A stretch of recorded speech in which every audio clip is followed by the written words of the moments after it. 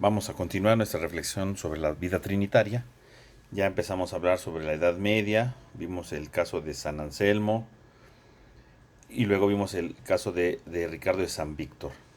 Ahora vamos a tomar a Santo Tomás de Aquino, que es el autor más importante de la Edad Media, y en el ámbito de la Trinidad, por supuesto que es un gran autor, fundamental, porque él va a sistematizar y va a dar sentido a lo que sería precisamente la vida trinitaria.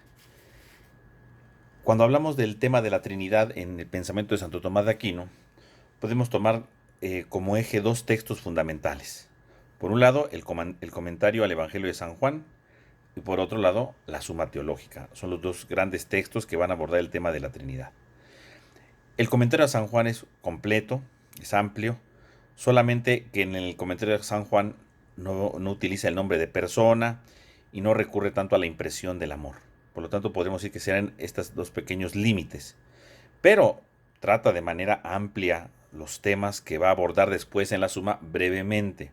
Podemos decir que entonces en la Suma Teológica va a resumir precisamente o va a sintetizar lo que dijo en el comentario de Juan, obviamente complementando algunas cosas. Entonces, podríamos decir que estas son las dos fuentes principales cuando empezamos a abordar el tema de la Trinidad. Ahora bien, cuando hablamos de la interpretación bíblica en el pensamiento de Tomás de Aquino, tenemos que tomar en cuenta que él lee los textos desde tres niveles distintos. El primer nivel con el que Santo Tomás de Aquino empieza a interpretar las escrituras es en primer lugar el literal, es decir, desde el sentido estricto, hacer un análisis del texto literalmente, gramatical, lingüísticamente, es decir, ese sería el análisis literal. Santo Tomás se pone a analizar primeramente el texto con su gramática, con sus palabras, con la manera de usarlo, para poder empezar el análisis. Un segundo nivel es el llamado sensus, que es precisamente el análisis del significado de cada elemento. Ya que analizó la parte literal, ahora empieza a ver el significado, qué significa cierta palabra, qué significa ciertas situaciones o ciertas acciones, encontrándole el sentido al texto mismo. Y en tercer lugar está lo que llamamos la sentencia, que es precisamente, dice Santo Tomás, la verdadera inteligencia del texto, del cual se puede deducir el alcance más profundo, tanto en el orden teológico como filosófico. Por lo tanto, él hacer estos análisis, cuando él va a interpretar los textos, sobre todo en el caso, por ejemplo, en el comentario de Juan, él va a analizarlo desde estos tres niveles fundamentales. Y estas son las bases fundamentales para poder después hacer la reflexión trinitaria que él va haciendo y que luego va a retomar para sintetizarlas en la Suma Teológica. Entonces, por cuestiones de tiempo, obviamente, y del mismo curso, pues vamos a analizar sobre todo lo que Santo Tomás va a decir desde la Suma Teológica. En la Suma Teológica decíamos que él organiza y resume toda la enseñanza patrística del comentario de Juan, que él había hecho, y él precisamente está viendo cómo hay una herencia patrística que ayuda precisamente no solo a interpretar el Evangelio, sino a entender el misterio de Dios, a entender lo que Dios quiere dar a conocer acerca de su misterio trinitario. Y por supuesto, los textos patrísticos aportan una cosa muy importante que es el ataque a las herejías. Porque finalmente los padres afrontan estas herejías. A Santo Tomás le interesa mucho porque las herejías son la manera errónea como se ha interpretado el misterio de Dios. Y si uno quiere acceder precisamente al misterio de Dios, ¿qué necesita? Descubrir los errores que ha habido en la antigüedad. Entonces, obviamente, para él, los padres es una gran riqueza porque hay una gran herencia teológica y cultural que está dejando precisamente ahí. La Suma Teológica pues va siguiendo el orden de enseñanza a partir de las cuestiones, como ustedes ya lo conocen, ¿verdad? De la estructura de la Suma Teológica, ¿verdad? Con las cuestiones que van presentando la exigencia de la organización interna y la coherencia, en este caso, de lo que sería la teología trinitaria. Él va a comenzar, ¿verdad? Hablando primeramente sobre la razón natural del hombre, ¿verdad? El hombre que puede precisamente por su naturaleza llegar a conocer a Dios. Las criaturas le pueden ayudar a conocer a Dios. Ese es un elemento con el que Tomás de Aquino comienza y que, como habíamos dicho ya en clase, ¿verdad? San Pablo lo había dicho, retomando al libro de sabiduría. Entonces, teniendo esas mismas ideas y toda la situación filosófica en torno al misterio de Dios que se estaba dando en aquel momento, bueno, pues lo retoma Santo Tomás y dice, por las mismas criaturas podemos llegar al conocimiento de Dios. Y estas nos ayudan precisamente a conocer a Dios como como el efecto al conocimiento de sus causas, ¿no? O sea, yo puedo conocer hacia Dios. Entonces podemos ver precisamente cómo podemos llegar a Dios. Entonces, obviamente, entre todo la reflexión sobre Dios que Él hace, bueno, obviamente está la demostración de sus 5 vías, que ustedes ya conocen de sobra, pero obviamente Él sigue adelante, ¿verdad? Porque no solamente consiste en saber si Dios existe, sino también en demostrar el misterio trinitario, podernos adentrar en eso. Entonces, para Santo Tomás, dice, es imposible que la razón natural del hombre pueda llegar a conocer la existencia de las 3 personas. Eso él va a decir. Sí, dice, el orden de las cosas, las criaturas nos ayudan a conocer a Dios, nos ayudan a intuir que existe Dios y podemos acercarnos al misterio trinitario. Eso sí. Pero nos topamos con una dificultad. La razón no tiene la capacidad de decir que existen 3 personas, ¿no? ¿Cómo podemos llegar? La razón sí nos ayuda a reconocer que existe Dios. Pero la razón no nos va a ayudar para reconocer que existen las 3 personas. Y entonces dice Santo Tomás, para poder tener esto, necesitamos sobre todo la ayuda de la fe. Necesitamos de la fe. Entonces, no podemos naturalmente decir así, Dios existe en 3 personas. No, no. Por la razón podemos llegar a que Dios existe, eso sí. Y están ahí sus 5 pruebas, ¿no? Sus 5 vías. Pero para llegar a que es trinitario, entonces ahí se necesita ya una ayuda más, que es la fe. Y entonces, para Tomás, ¿verdad? Querer demostrar la Trinidad, dice, pues de entrada podríamos decir que esto ofendería la fe, ¿no? Querer demostrar la Trinidad podría ser una ofensa a la fe, dice, porque en primer lugar sería abajar el misterio fascinante de la intimidad de Dios a nuestra pequeñez. ¿Quién puede realmente abajar, ¿verdad?, la grandeza del misterio trinitario? ¿Quién lo puede abajar a nuestra pequeñez? Eso es una ofensa. No, no, no, el misterio de la Trinidad va más allá de nuestra pequeñez y de nuestras capacidades, entonces no lo podemos abajar. Y en segundo lugar, si yo abajara no solamente a la pequeñez, a mi propia pequeñez, el misterio trinitario, expondría el misterio de la Trinidad a la burla de los incrédulos, dice Tomás de Aquino, ¿no? Dice, si yo dijera, voy a explicar el misterio de la Trinidad, bueno, ¿quién eres tú para bajarlo? Y bueno, vamos a decir, ya lo bajé. No solamente disminuiste el misterio de la Trinidad, sino puedes permitir que muchos incrédulos se burlen de él, ¿verdad? Entonces dice, no, no, desde la razón total, ¿verdad? No podemos acceder totalmente al misterio de la Trinidad. Pero yo puedo acceder al misterio de la Trinidad por otro medio, que es precisamente el medio de la analogía, que es la base para Santo Tomás de Aquino en torno a los misterios divinos, ¿no? La analogía. La analogía, dice él, es una herramienta que acerca al hombre a Dios. La analogía nos ayuda a encontrarnos con Dios. De tal manera que así las criaturas puedan alcanzar al Creador gracias a la analogía. El Creador nos rebasa. Pero la analogía es un medio por el cual yo puedo, ¿verdad?, acercarme un poco al misterio divino. Eso sí se puede. Y entonces la analogía me puede ayudar a que Dios existe, ¿verdad? Tal vez no pueda tenerlo totalmente el misterio de Dios, tal vez me rebase totalmente el misterio de Dios, dice, pero puedo acceder al misterio divino. Y aunque los vestigios de la Trinidad, si están en el alma humana con sus operaciones, ¿verdad?, que pueden ayudarnos también desde la analogía, de todos modos se requería de otros elementos para poder llegar a tomar precisamente los elementos esenciales de la vida trinitaria. Entonces, Santo Tomás de Aquino va a empezar a hablar, ¿verdad?, en primer lugar, cuando empieza ya a hablar de esto de la analogía, de llegar a conocer el misterio divino, él va a decir, primero que nada tenemos que hacer una distinción entre el ser inmanente de Dios y el obrar de Dios que crea y que salva. Dice, primero que nada tenemos que hacer esta distinción clara. Entonces tenemos que ver. Entonces, en primer lugar hay que ver a Dios como inmanente y en segundo lugar hay que ver cómo Dios actúa, porque son dos cosas distintas. Entonces dice, en primer lugar, uno de los grandes errores que se han cometido dentro de la historia de la teología, dentro de la historia de la teología, es el del arrianismo. Dice, porque el arrianismo ve al Hijo y al Espíritu Santo como meras criaturas, ¿no?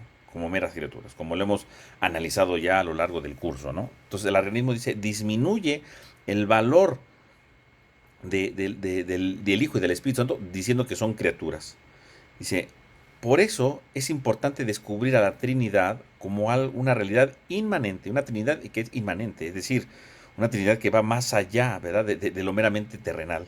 Dice, Arrio concebía al Hijo y al Espíritu Santo, efectivamente como criaturas, porque veía al Hijo y al Espíritu Santo como una acción de Dios en el mundo, ¿no? Es decir, el Hijo vino y se encarnó porque Dios permitió que se encarnara, ¿no? Dios hizo que se encarnara. Entonces es una criatura, ¿no? porque entonces el Hijo no pertenece a la vida de Dios, sino que el Hijo es una acción de Dios. Son dos cosas muy distintas. Una cosa es decir yo pertenezco al mundo de Dios, al ámbito divino, y otra cosa es decir yo soy una acción de Dios, ¿no? Es como cuando yo puedo, tengo mis pensamientos, son míos, ¿no? Pero si yo agarro y escribo, dibujo, eso es algo externo a mí. Yo lo hice, pero no pertenece a mí, ¿no? Es una acción externa, no es inmanente a mí.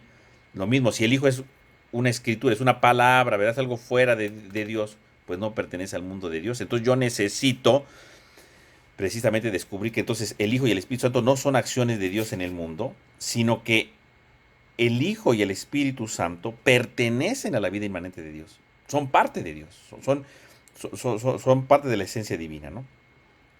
Dice, quiere decir que Arrio pues equivocó el camino porque para ellos solamente son efectos de Dios. Y el Hijo y el Espíritu Santo no son efectos de Dios. Y entonces, para esto, Tomás de Aquino va a retomar algo muy importante, ¿verdad? Que ya estaba en la metafísica de Aristóteles, ¿no? Sobre las clases de operaciones. Entonces él va a decir, hay dos clases de operaciones.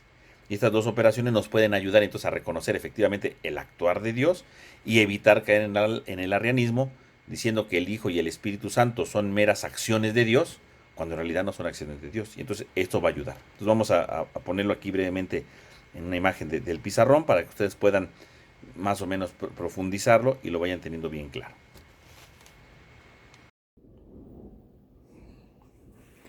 Entonces tenemos aquí los dos tipos de operaciones que va marcando Santo Tomás de Aquino.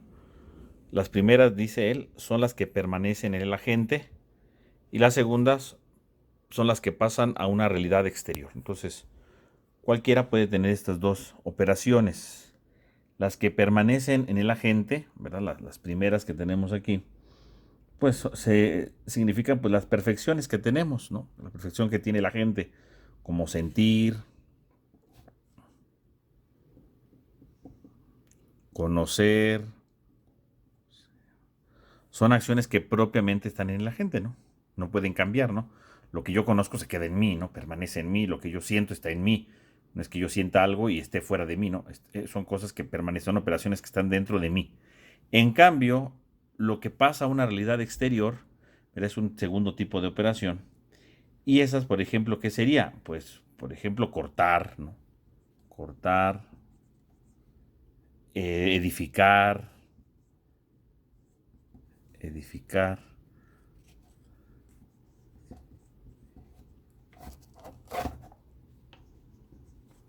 cortar, edificar, ¿verdad? Serían como otro tipo de cosas.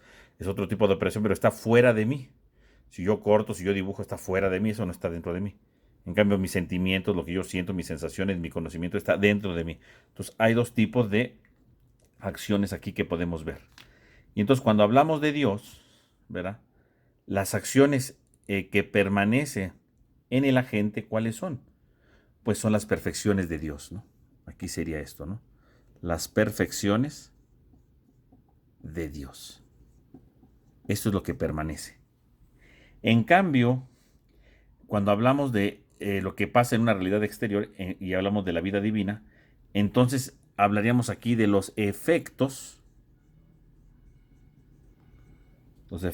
que vienen de Dios.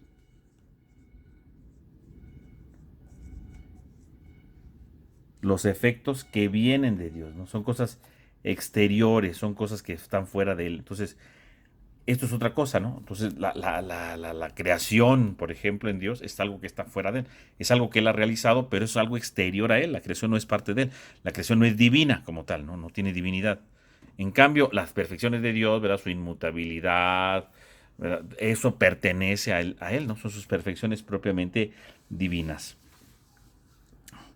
Y entonces podemos ver que en Dios hay efectivamente perfecciones que son inmanentes a Él, que le pertenecen a Él, inmanentes, que no puedo quitárselas a Dios. Y hay operaciones que son transitivas. Son transitivas, es decir, son externas a Él. Y entonces en Dios podemos ver estas dos características que son fundamentales, ¿no? Estas dos características que son esenciales. El actuar de Dios, ¿verdad? A extra de Él, ¿verdad? Fuera de Él, pues son de una cierta categoría. En cambio, las perfecciones de Él, pues están aquí claramente, ¿no? Entonces aquí tenemos lo que pertenece al mundo de Dios, lo que pertenece al ámbito divino, lo que pertenece a Él, ¿verdad? Es inmanente a Él, pertenece a Él. Y lo segundo, pues nos referimos a las acciones que están fuera de Él, ¿no? Como decíamos ahorita, la creación. Y entonces aquí, esto no lo va a decir Santo Tomás de Aquino, pero más adelante, según estas dos operaciones, van a hablar de dos realidades. Van a decir que esta vida de la Trinidad es la Trinidad inmanente.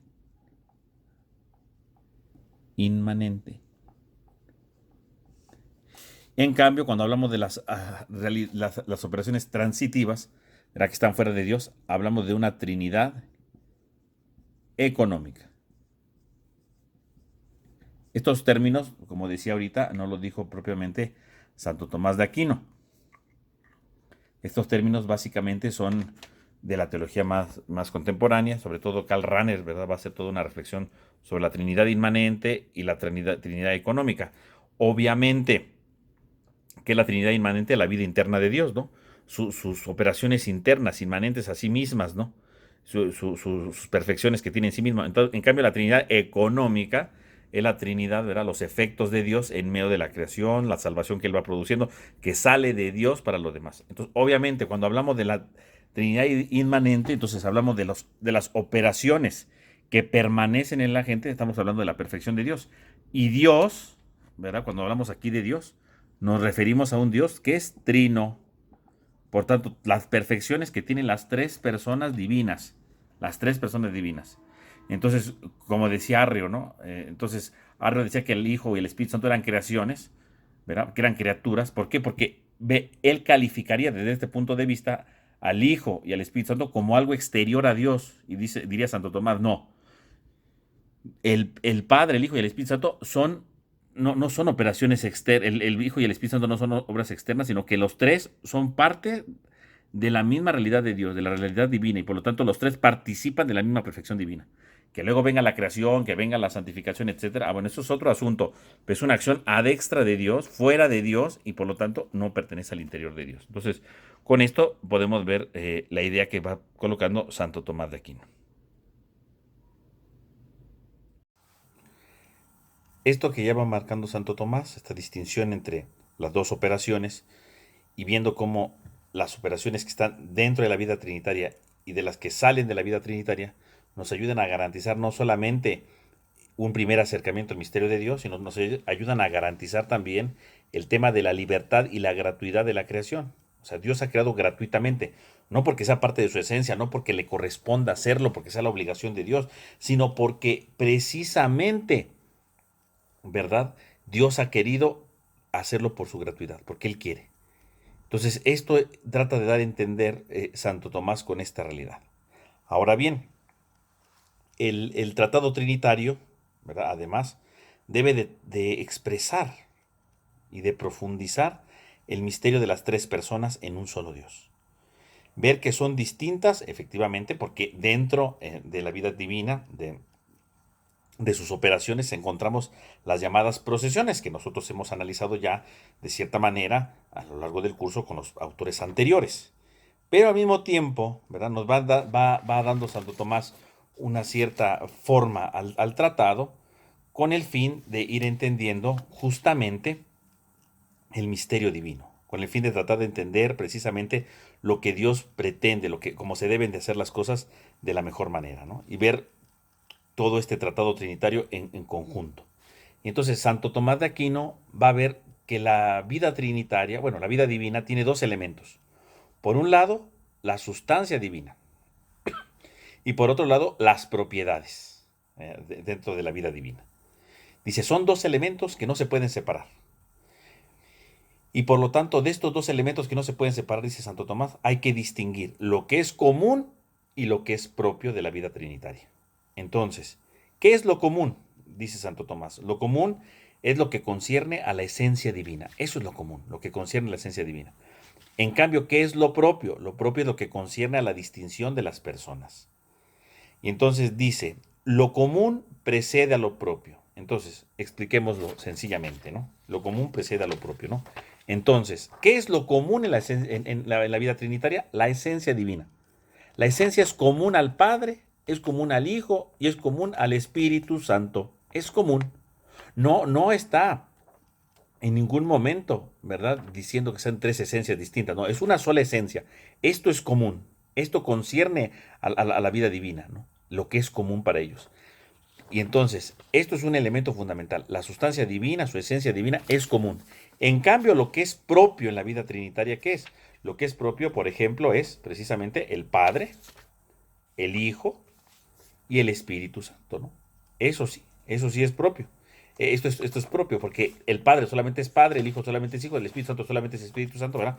Es parte de su propia identidad, pero los tres participan de la esencia divina. Una sola esencia en tres personas distintas. Entonces dice Santo Tomás, tenemos que analizar el misterio de Dios, claro, trinitario, pero tenemos que empezar a partir de lo común en ellos, ¿no? Y entonces de la cuestión 2 a la cuestión 26 va a analizar precisamente el tema de la esencia divina. Y después de la cuestión 27 a la 43, pues va a analizar justamente lo que es propio dentro de la vida divina, que es precisamente la vida divina, ¿no? Lo que se va dando a entender, ¿no?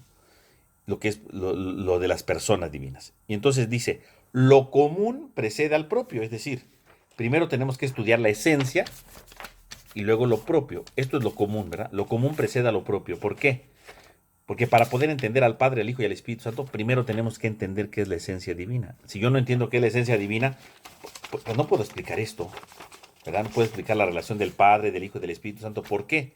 Porque la relación del Padre, del Hijo y del Espíritu Santo va en función precisamente de que yo conozco quién es Dios. Si yo sé quién es Dios, la esencia divina en general, entonces si todo eso que yo puedo decir de Dios, lo puedo decir de las tres personas divinas y puedo obviamente profundizar en ello, pero teniendo una base común. Obviamente, esta primera etapa, ¿verdad? Que sería el estudio de la esencia divina, pues no lo vamos a hacer en este curso. Por un lado, por el tiempo, ¿no? No nos alcanza el tiempo. Pero también porque se supone que eso pues, ustedes ya lo estudiaron en filosofía, en la materia de teología natural. Ustedes profundizaron este tema de la esencia divina, ¿verdad? Todo lo que implica la divinidad, ¿verdad? A partir de lo que dice Santo Tomás de Aquino, incluso. Entonces es algo esencial que se debe de tener. Por lo tanto, quiere decir que el primer paso es conocer el misterio divino. Ya que conocemos el misterio divino, sabemos que es Dios, sabemos su propia identidad, entonces sí podemos ir profundizando justamente en, en lo que es las tres personas. Entonces, tenemos aquí claramente estos elementos, ¿no? Que son fundamentales dentro de la vida divina. Obviamente, ¿verdad? Esto nos va a llevar ya, ¿verdad? Sabiendo qué es la esencia divina, que es lo que ustedes ya han estudiado, damos el siguiente paso, que es empezar a estudiar lo propio en la vida trinitaria. Y lo propio en la vida trinitaria, ¿qué es? Pues precisamente las tres personas. Y esto lo entendemos a partir del tema de las procesiones. Entonces, en el siguiente video vamos a profundizar ahora sobre el tema de las procesiones.